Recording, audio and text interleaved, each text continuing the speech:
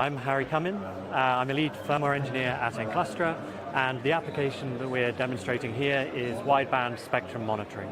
So that means that what we want to do is continuously monitor a very wide frequency band, both in real time and with very high frequency resolution.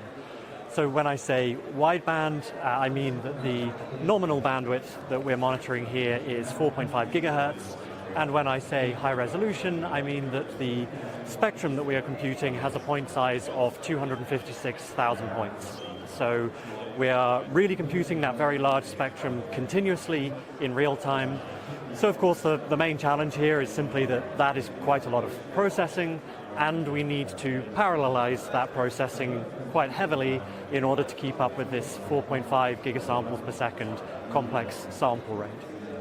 But luckily this XRU50 module is a very good platform for doing this kind of processing, because it carries a decent RFSoC module, which we are clocking at close to 600 megahertz with really no problems at all.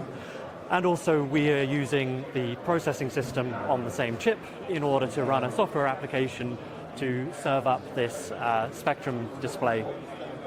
Of course, we can't display the whole spectrum at 256,000 points, because that would actually need 137 screens at full HD resolution to show all of those data points. So for practicality, we're only limiting ourselves to one screen, but we can zoom in and out of the specific parts of the spectrum that we're interested in monitoring.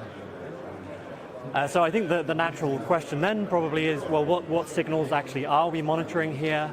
And also, what kind of transmitter can we use to really push this spectrum monitoring system to its limits? And of course the answer to that is another XRU50 platform, because of course these RFSoC devices don't only have very high rate ADCs for receiving, they also have very high rate DACs for transmitting.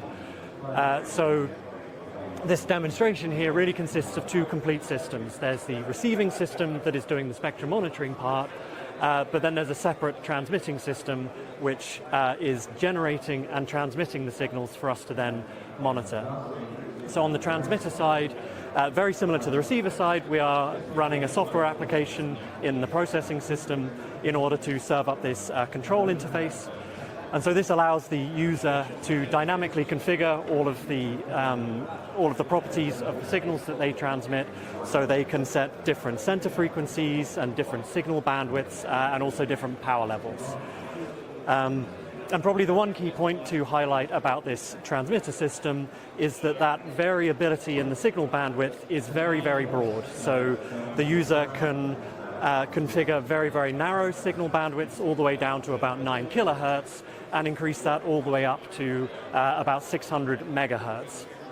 So in the case of these very narrow 9 kilohertz signals, we actually need to interpolate those by a factor of more than 1 million in order to transmit them through the DAC at 9.5 gigasamples per second. So there's some quite nice digital signal processing happening in this transmitter module to do that very large interpolation, both efficiently and with very good filtering properties.